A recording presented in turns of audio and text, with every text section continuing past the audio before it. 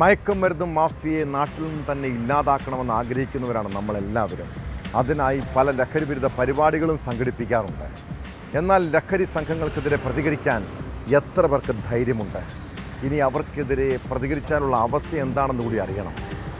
പത്തനംതിട്ട അടൂരിൽ ലഹരി വിൽപ്പനയെക്കുറിച്ച് പോലീസിനെ അറിയിച്ചതിൻ്റെ വൈരാഗ്യത്തിൽ അമ്മയ്ക്കും മക്കൾക്ക് നേരിടേണ്ടി വന്നത് കൊടിയ പീഡനമാണ്.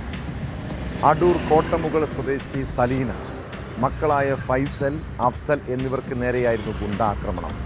കേസിൽ പ്രതികളായ സാബിർ, അർഷിദ്, ശ്രേയസ് എന്നിവർക്കായി പോലീസ് അന്വേഷണം ഊർജിതമാക്കി.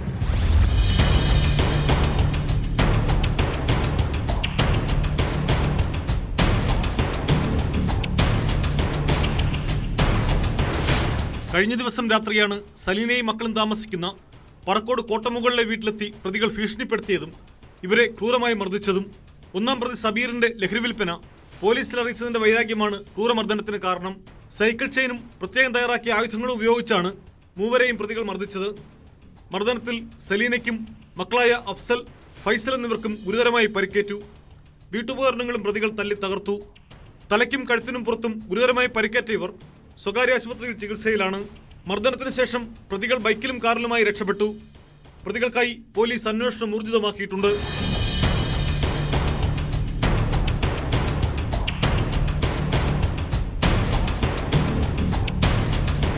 ന്യൂസ് 18 പത്തനംതിട്ട. കൂടുതൽ വാർത്തകൾക്ക് news 18 Keralam YouTube channel subscribe ചെയ്യുക.